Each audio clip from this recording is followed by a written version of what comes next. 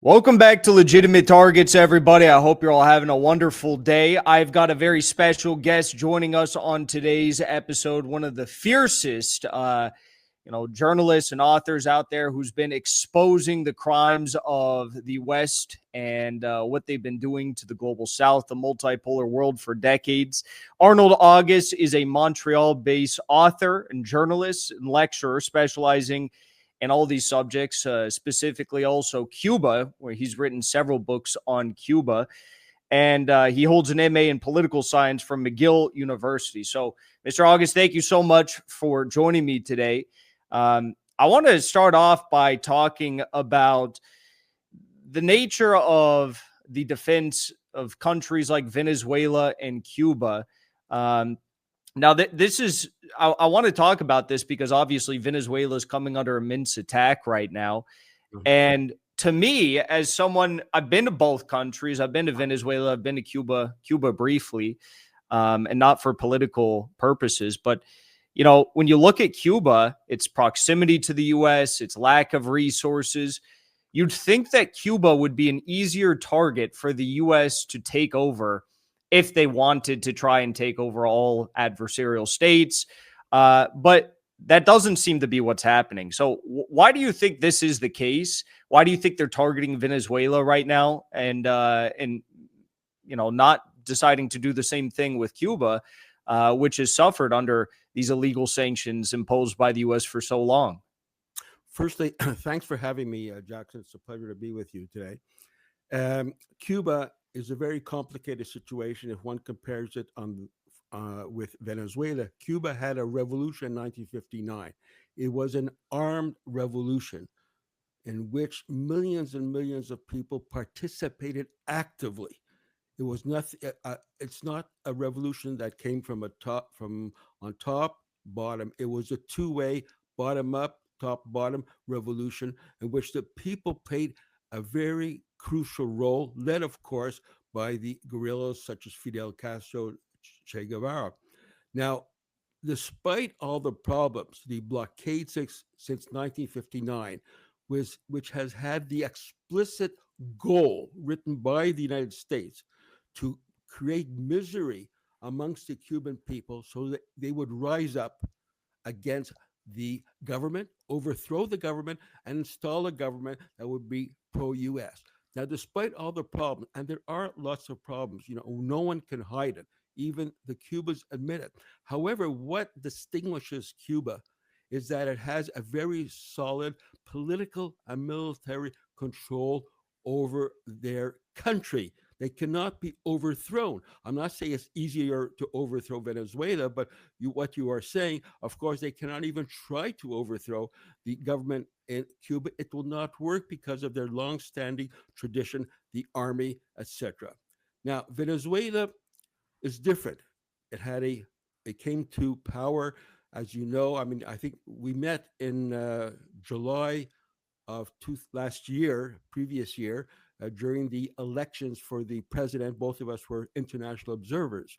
Now, Venezuela is different. The revolution there came about, as you know, as a result of elections in 1998, where Chavez won the elections and was installed as the president in the following year in 1999. Now, so since it did not have a armed revolution against the existing power, the ruling elites or the elites still exist in Venezuela. And of course, they can make lots of problems there. And so, perhaps wrongly so, I believe, U.S. thinks that it's easier for them to overthrow the government in Venezuela. I personally do not think so. I think I would like to raise this now. I was just, thinking about it as we were about to go on air. Both Cuba and Venezuela face a problem that, in addition to open U.S. opposition to these two governments, their social system, you have what I would call the social imperialists. I know you know about that. For example, Mamdani, this rising star of the so-called left in the United States, to be mayor of New York. Guess what he said yesterday? he issued a statement, of course, in response to a question that he considers the both the governments in Cuba and Venezuela as dictatorial at the very moment where the United States just uh, destroyed a fourth fishing boat off the coast of Venezuela and is preparing perhaps for a military invasion against Venezuela. So, does Venezuela and Cuba need these people who pose as so called socialists and all that in order to provide credibility to the U.S. imperialist line against Cuba and Venezuela? But I know Venezuela quite well, and I've written about this as well. They cannot, like I remember this very clearly. I was in Caracas in February 2019 in a very intimate, close, small group meeting with President Maduro. It was just after Guaido was proclaimed by the United States to be the real president of Venezuela, and he said, he told us quite out, we are ready to fight the United States. If we have to be the Vietnam of Latin America, we will do so. And he said very clearly, the United States may enter, some of their arms or army may enter Venezuela, but they will not leave Venezuela alive except if that they were in coffins. And he repeated basically the same things, similar things, over the last few months, given in the context the U.S. continuous attempt to try and create conditions for an invasion of Venezuela. Now, when I was in Venezuela, I interviewed members of the militia.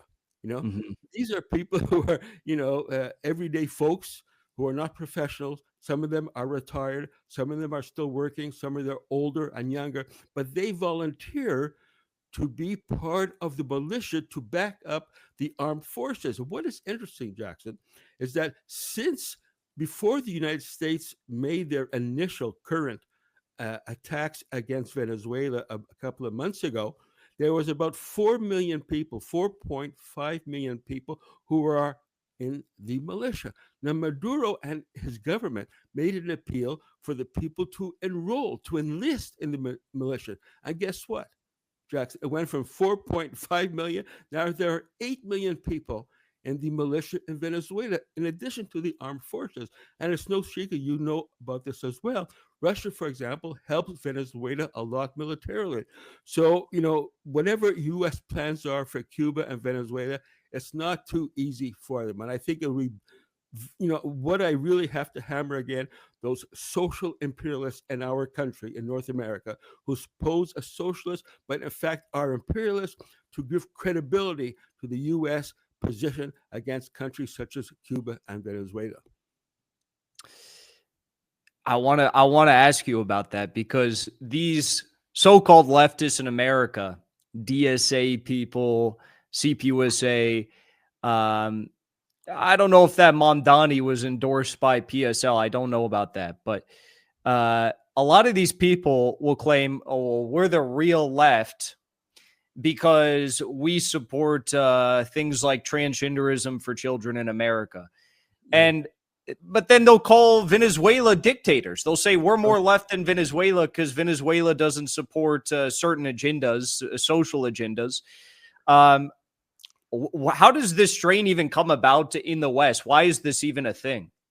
Well, like, for example, Cuba just recently had a discussion at the grassroots level in order to adopt a new family code, which is the most, advanced family code in Latin America, in which the rights of LGBTQ, etc., are respected, whether one agrees with it or not. So why are they criticizing Cuba? Cuba includes this, and Venezuela as well is known to be as a haven for people who are LGBT. But I think I know what you're getting at. Objectively, I'm not talking about individuals and their or sexual orientation. As a movement, that movement is a reactionary movement. I spent a lot of time watching television, especially CNN, to get a feeling, a pulse of what is the situation in the United States of America. And when there's an uprising, for example, recently against against Israel, against the United States, against the terrorism, genocide that is being carried out against the Palestinian people in Gaza, you have all that emphasis on the mass media, the elite media, on that movement that you're talking about. Now, I'm not trying to say I don't think they should be discriminated against, but objectively, that movement acts as a buffer to help the U.S. and Canadian elites to hide the basic movements that are going on in the United States, for example, against Israel. So that I think that is a problem. Yes. When you mentioned the militia aspect in Venezuela, I want to touch on that further too. You mentioned the fact that this is a separate force than the armed forces, the Venezuelan armed forces, completely separate, separate from the security forces, the armed forces, all this stuff.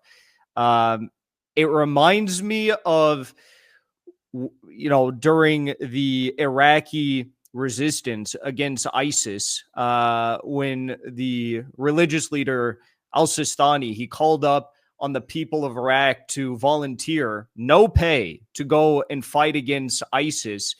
And I think it was something like 2 million Iraqi men immediately within 24 hours. They said, okay, we're ready.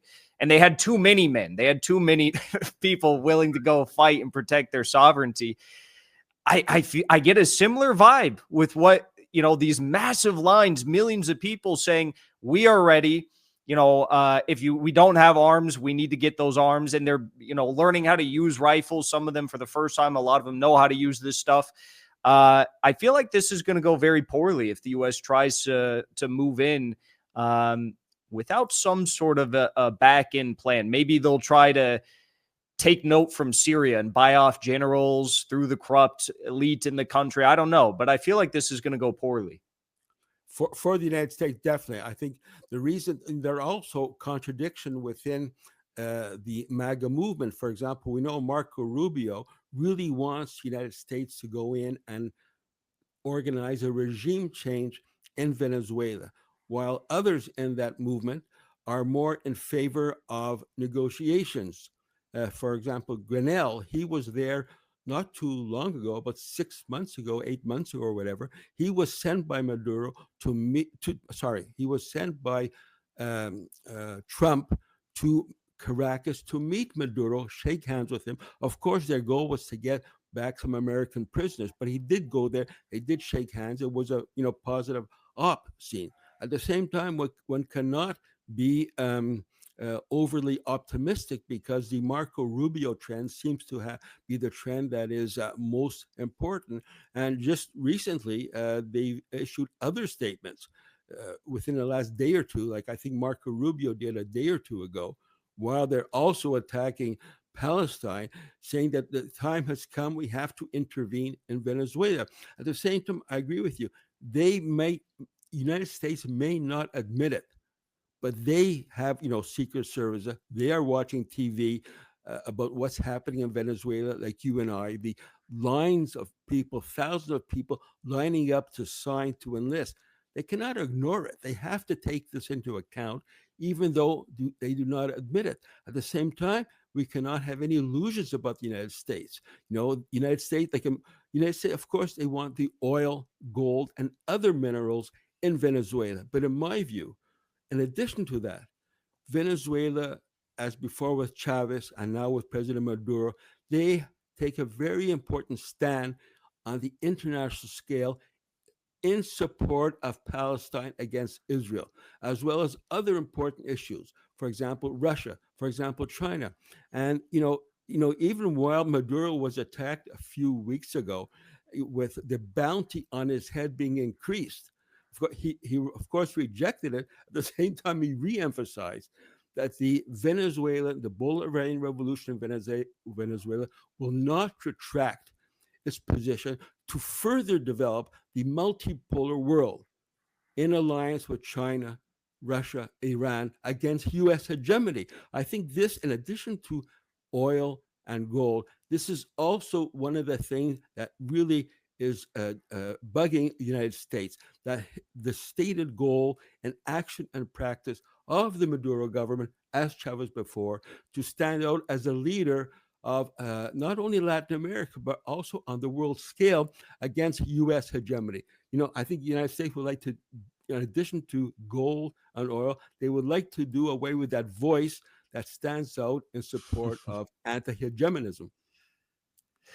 I agree with you on all that, especially silencing Maduro, given Yes. how powerful his voice is. What I don't understand is why, same thing with Iran, same thing with Russia, you name the country. Why doesn't the US just engage in formal business practices with these countries? Because Chevron, they went against the grain a lot of a lot of the Trump administration, definitely against the grain of Rubio and his ilk in the State Department, and they said, well, we don't really care who's president in Venezuela. If we can go in, extract oil, have fair business practices, okay, we'll do that. And they did do that. And I spoke to the Venezuelans last time I was there. I was like, so what's the deal with this? Yeah. Chevron's getting some permits to come in. I was a little bit worried. I'm like, what is happening here? And they said, well, they want to come in, they'll do fair business. They're not even extracting as much oil as we can do on the same plots of land in a given day, month, year. So they said, we're actually losing money because even though, yeah, we're selling it, it's far less oil than we can produce on our own. And so I don't, it seems like a war is a far more costly, deadly, violent way to conduct business, even in the long term, in Venezuela or any of these countries, than just to have like good relations. But what do you think? Well, I think that it's hard to get into the mind of President Trump, but I think it was Putin at a meeting in Moscow a few days ago. He recalled a discussion he had with another diplomat who asked him, are the U.S. ruling circles, their mindset, why is it so complicated? How come they cannot seem to get their act together? And the Putin answer said, well, I think is that they have a major problem in terms of their mindset. They are not principled. They do not, I think what he said, they are not cultivated. U.S. ruling circles are not cultivated. Thus, they are not able to think clearly. And of course, what you are saying as an outline for U.S. policy, that's right. That's what the U.S. should do.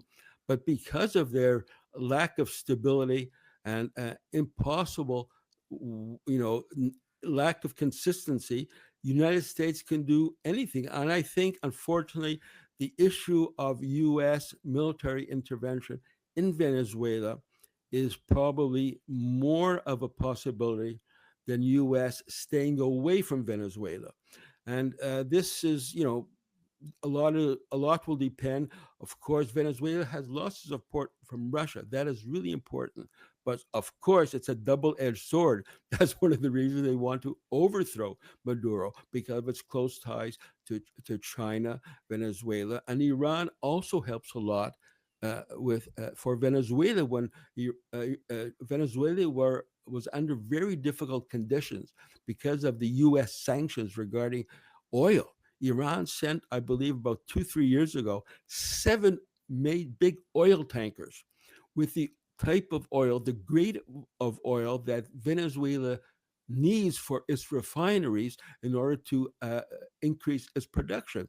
And I mean, talking about outlook, I think a few weeks ago or a few months ago, President Maduro says that we agree with the Chinese road. We want to follow the same road as China in Mhm. terms of socialism.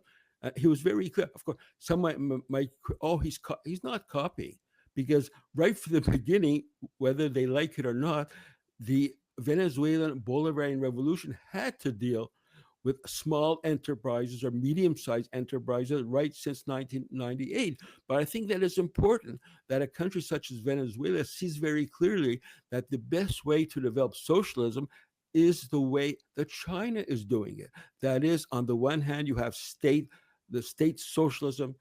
The state controls everything that is important, for example, the infrastructure, for example, education, health, etc. At the same time, in China, there's lots of leeways for entrepreneurs, big and small, to develop their talent and to make money out of the goals, out of their enterprises. So I think this is also a very important factor. And I don't think the United States wants to have a country such as Venezuela that can develop itself based on what they call the Chinese model, of course, on the basis of the Venezuelan characteristics of socialism. Yeah, I think that probably terrified the U.S. more than anything, saying that Maduro wants to follow a Chinese type path. You know, it's You also, successful. yeah, There's no denying it. yeah, you also notice that, eh? Very important statement. Yes, yes, definitely. It was well, I think it's how most countries should like they should take note from China's success. China is incredible what they're achieving right now. But I also, you know, one last question about Venezuela. There was this meeting about what was it, a week ago or so, when Hegseth gave this speech in front of all the U.S. generals, and he said that they can't have beards anymore or something. And I just don't buy that being the reason. I don't buy that they got all those generals there for some propaganda stunt about beards and haircuts and whatnot. And we learned today that Trump, behind the scenes during that occasion, he told Grenell's team, cut off all diplomatic relations with Venezuela. No more diplomatic relations. Do you think that behind the scenes at that meeting, there could have been big discussions? There were big discussions taking place about Venezuela and about Iran potentially. I think you're right. I also noticed that it came out in the news yesterday that United States is breaking off whatever they have diplomatic relations with Venezuela. I think it's safe to assume, even though we do not have proof, in addition to the staged presentation of President Trump and his troops, they surely use the occasion to have backroom discussions on important issues such as Venezuela. And I think that one cannot ignore the fact the United States has not given up on the issue of Venezuela. They may try something, they will try something. And of course, Iran, you're right. Like the issue of, while we're talking about, Palestine 2 years on after the U.S. Retaliated by genocide against the Palestinian people in Gaza, that Iran, it's just a question of time.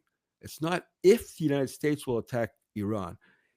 The United States is going to attack Iran with Israel.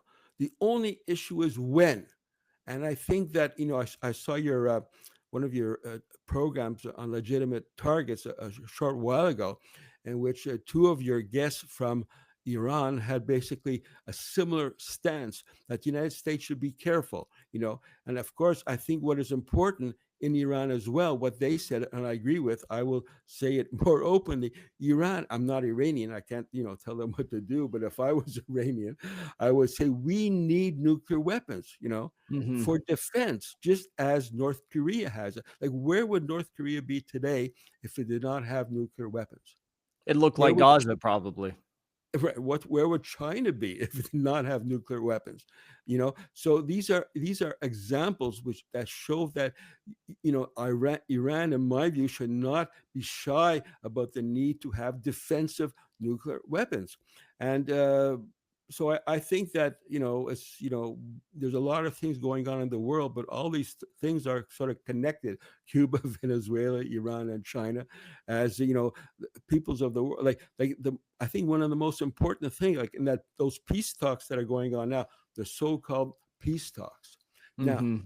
Jackson, who would have thought 2 years ago, when United States and Israel said we are going to smash Hamas, but today, 2 years later, Hamas and Israel and United States, they may not be in the same room, but they're in the same building in Egypt. And guess who the negotiator is for Hamas? It's one of the people, one of the leaders of Hamas in Qatar, which United States and Israel tried to wipe out with that hit in Qatar. He is, and they're calling him, he's a dangerous terrorist. Okay. But he's in Egypt. He's in Egypt representing Hamas. And, United States has no choice. They have to be there in order to discuss what they call the peace plan. Because in my view, the peace plan is just an admission that they were not able to defeat Hamas militarily, and secondly, they lost a narrative war with regards to Palestine. It's very clear. It's the clearest thing. It's so abundantly obvious now that my whole feed on Instagram or TikTok or Twitter, it's not just because I follow these people. It's my regular pages. They are just filled with people exposing all the Zionist propaganda, Zionist lies, even on posts that are completely unrelated to the conflict. It'll be like just people absolutely exposing and making fun of these stooges that are trying to sell these lies in the West. And as for the ceasefire, I think most people understand that the U.S. can't be trusted. Israel can't be trusted. Yemen's Ansar Allah put out a statement the other day saying, don't get so caught up in the negotiations of disarmament of Hamas, because our weapons are Hamas's weapons and Hamas's war is our war. We are a common struggle. Pakistan put out a statement saying the deal has been changed. Trump changed the original deal, or Israel changed it. What do you make of the likelihood of any of this ever being implemented and actually acted upon? Well, just to build on, we were talking about the narrative in a Israeli newspaper in Hebrew. They quote an official in the Israeli government who says that Hamas has outmaneuvered Israel on the global stage. We see, as you say, flags in Europe, etc., with the Palestinian flag. And now, the pro-Palestinian people in Europe are commanding the streets in Europe. And Rubio in Haaretz, he said, I'll just quote, one cannot ignore the impact that is Israeli policy, has had on Israel's global standing. So this is what this peace pact is all about. They're trying to recuperate, trying to solve the situation in which the United States and Israel has lost all credibility. Look, everyone knows, we saw that in the United Nations, right? There were 6 votes in United Nations General Assembly for a ceasefire and condemning Israel, 4 of them under Biden and so far 2 under Trump. And what is interesting in Latin America is a country such as Colombia, which Chavez says in his time, and he was right, Colombia was sort of the Israel of Latin America. However, this has changed radically. We saw the very strong position of the Colombian President Petro in the United Nations, the walkout that took place in contrast when Netanyahu took the stand in the United Nations. And, he says Petro now says Trump is the new Hitler.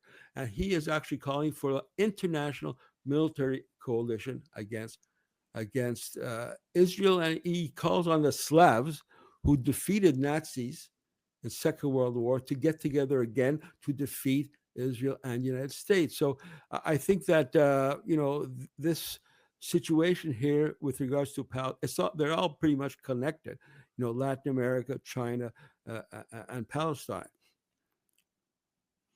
I fully agree. And I hope that international coalition would come together and do just that. And I also hope those U.S. Army personnel listen to the speech of President Petro, because he said, you guys should consciously object from participating in these war crimes, wherever it may be, but especially Palestine. So we'll have to wait and see. Arnold August, thank you so much for joining me today. It was a great conversation, and I'd love to have you back on again because you are a wealth of knowledge. Where should people follow along to stay up to date with your work moving forward? My website, www.arnoldaugust.com is my name, arnoldaugust.com, my website. Very good. Thank you so much. Thank you very much for having me. It's a pleasure.